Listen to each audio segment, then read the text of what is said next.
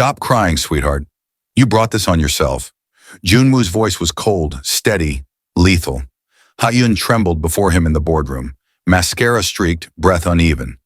Moments ago, she had been dragged from the break room after accidentally opening a file she wasn't supposed to see. A file that exposed Luminex Global's illegal offshore laundering. She didn't even understand half of it. She only clicked it because the folder had her name on it. Now her life was collapsing in seconds. Junwoo stepped closer, his tailored suit brushing her knees as she knelt on the floor. If you walk out of this building, he whispered, you disappear, from police to prison, or worse. You saw something you can never unsee. Ha-eun sobbed. I didn't mean to. You don't need to mean it. You just need to obey. He tossed a thick envelope on the table. Inside was a marriage contract with her name printed at the top. She stared at it, confused and terrified. Sign it, he ordered. Her breath caught. Why marriage? Because a wife can't testify against her husband. Her fingers shook violently. His shadow loomed over her like a sentence. And for the first time in her life, she signed something with tears instead of ink. 1 year later, Ha-yoon stood in the marble lobby of the penthouse, clutching an invitation embossed with gold. CEO Junwoo and wife host Luminex Global Investors Night. Wife, a word she lived with but never felt. She moved like a ghost through the mansion, quiet, invisible, tolerated. Junwoo didn't shout, he didn't hit, and he didn't touch. He simply controlled her. Where she went, who she spoke to, what she ate, when she breathed. Tonight she was required to appear presentable. Lee Minji, his assistant, zipped up Ha-eun's dress with a tight smile. Remember the rules, she whispered. Stand beside him, smile when spoken to, don't embarrass him. Ha-eun nodded, swallowing the knot in her throat. Downstairs, Junwoo waited in a black suit, perfect and cold as glass. He didn't look at her, just checked his watch. We're late, he said. I'm ready, she whispered. His eyes flicked to her, but didn't soften. Don't say anything unless I tell you to. She nodded again. They stepped into the car together, the distance between them suffocating despite only inches of space. Ha-eun stared out the tinted window, praying silently. The ballroom buzzed with power. Politicians, executives, heirs, and investors. Cameras flashed. Music floated like expensive perfume. Everyone greeted Junwoo with deep bows. No one acknowledged Ha-eun. She stood beside him, silent, small, and rehearsed. A group of young CEOs approached. That your wife? One snickered. But she looks simple. Another smirked. CEO Junwoo, surely you can afford better. The laughter sliced her skin open like glass. Ha-eun lowered her gaze, fingers twisting behind her back. She expected Junwoo to ignore it, as he always did. Instead, he said coolly, My wife is not someone you can insult. The table went silent. Shock rippled through her. He placed a hand on her lower back, not affectionately, but firmly, staking ownership. She's beside me because she belongs with me. Her heart stuttered. The men exchanged uneasy glances and muttered apologies before slipping away. Ha-eun whispered, Why did you defend me?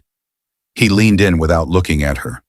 Not for you, for my reputation. Her heart dropped again, but the moment didn't pass unnoticed. Across the room, investors whispered and watched. Something was shifting, and Ha-eun could feel it in her bones. Tonight wasn't ordinary. Tonight had teeth. Hours later, a presentation began, a crucial pitch to international investors. Junwoo was scheduled to speak, but halfway through, Minji rushed to him whispering an emergency. He scowled. Ha-eun will present in my place. Her blood froze. Me? I don't even know. You'll read my notes. Don't argue. He shoved a tablet into her hands and disappeared into a side room. The spotlight hit her. The ballroom went silent. Investors frowned and guests whispered. She felt naked on that stage. Hands trembling, she tapped the screen and realized the notes were encrypted. She couldn't open them. Her heart slammed painfully in her chest. Whispers grew louder. She's clueless. Is she illiterate? Typical charity wife. Her vision blurred. Then came a voice from the back of the room. Junwoo. He strode forward, fury carved into every line of his face. Who said she can't present without me? The room jolted. He climbed on stage, grabbed the mic, and pulled Ha-eun behind him protectively. You mock my wife one more time, he said, and this partnership ends tonight. A stunned silence followed. Ha-eun stared at his back. For the first time, he stood in front of her, not above her. After the event, the car ride home was suffocating. Ha-eun expected anger. Instead, Junwoo sat silent, jaw clenched, eyes fixed on the road. His power-filled anger was worse than shouting. Finally, she whispered, "Why did you save me again?" He didn't look at her. "Because no one humiliates what belongs to me." Her chest tightened. "I'm a person, not property." His fingers twitched on the steering wheel. "You weren't supposed to open that file a year ago," he said quietly. "If I wanted to protect the company, there were harsher ways. I chose marriage because it was the cleanest." "You ruined my life," his throat moved. "I protected you." "That's not protection," she whispered. "That's a cage." The car stopped at a red light. For the first time ever, he turned fully toward her. His voice dropped. "Ha-eun, if you had walked out of that room that day, you would be dead." She froze. What do you mean?" "There were others in that scandal who wanted you gone. I married you to put you under my name, to keep you untouchable." Her pulse pounded.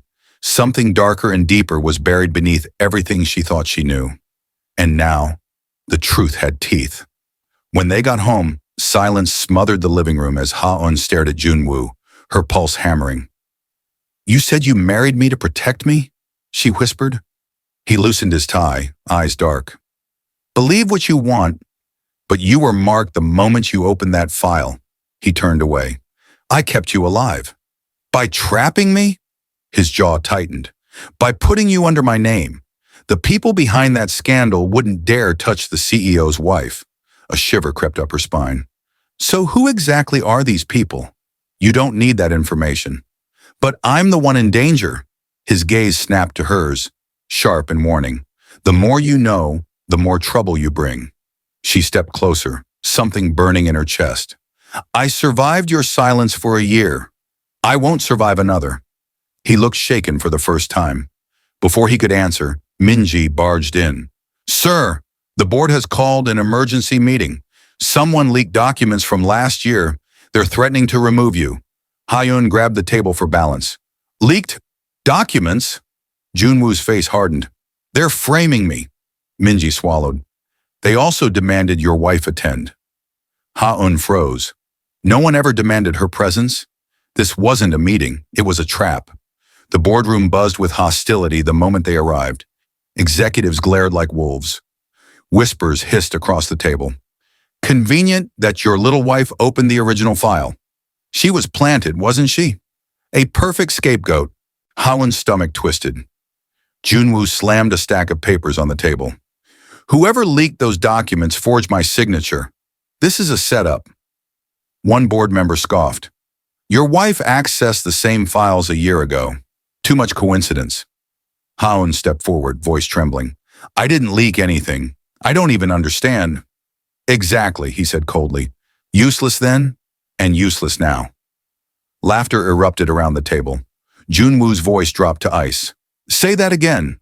The man smirked. "Your wife is—" Junwoo grabbed him by the collar so fast the room gasped. "Finish that sentence and you won't walk out of here." Security rushed in, pulling them apart. "Enough," the chairman barked. "We vote tomorrow on whether to remove CEO Junwoo. His wife will be questioned separately." Ha-eun felt Junwoo stiffen beside her. Questioned separately. That meant breaking the only protection she had. As they walked out, he leaned close to her ear. "Ha-eun, someone wants both of us gone." Her blood ran cold. That night, Ha-eun couldn't sleep. Her mind replayed every insult, every threat. Someone was framing Junwoo. Someone wanted her blamed. Someone wanted power. She sat at the desk, staring at the old envelope containing the original marriage contract. Something felt off, too convenient and too sudden.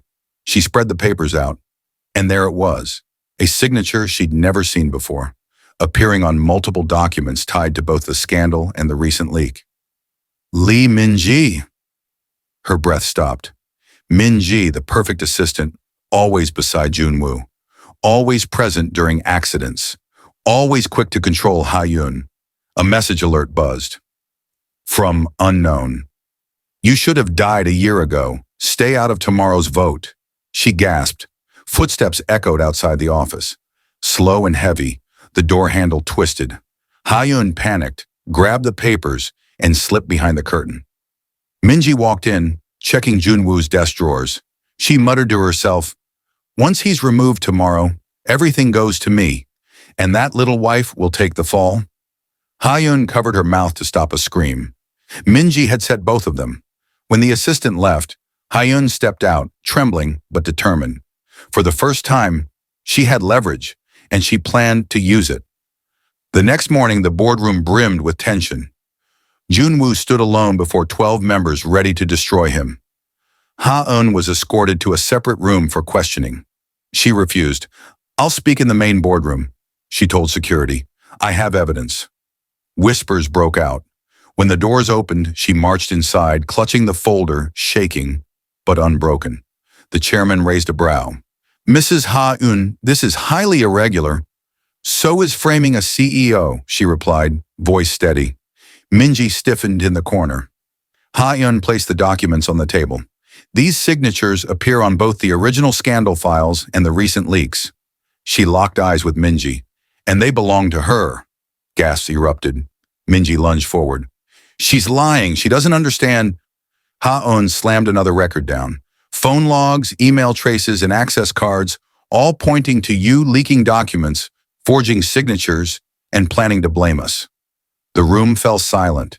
Then Junwoo spoke, voice thunder. Minji, did you betray Luminex for a board seat? Minji snapped. You should have married me. Not that weak, nobody. Security pulled her back as she screamed. The board members exchanged uneasy glances. Slowly, one by one, they turned toward Junwoo. The vote flipped in his favor.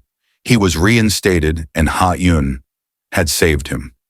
Later, in his private office, Junwoo closed the door and leaned against it, chest rising and falling like he'd run through a storm. You saved me, he said quietly. Ha-eun looked down. I didn't do it for you. I did it because I'm tired of being a victim. He stepped closer. You were never a victim, Ha-eun. You were surviving me. Her breath trembled. I thought marrying you would keep you alive, he said, voice low. But instead, I suffocated you. I'm really sorry. She blinked, stunned. Junwoo? Apologizing? He continued. The contract, it wasn't supposed to be forever. I planned to release you after the scandal ended. But you never told me, she said softly. I didn't know how, he admitted. Silence stretched between them, fragile and new. He handed her a fresh document, a new contract. Read it, he said softly. She scanned the page. Equal partnership, equal ownership, and equal power. Her name beside his, not beneath it. She looked up, breath catching. You're giving me half the company? I'm giving you what you earned, he whispered, and a chance to stay, if you want to. For the first time since meeting him, Ha-eun smiled, not timidly, not fearfully, but powerfully. Let's build this together, she said.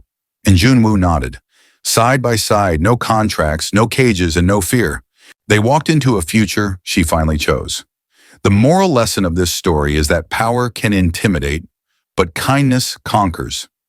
This story also teaches us that true strength isn't measured by status or wealth, but by the courage to stand up for yourself and the heart to stand beside those who once hurt you.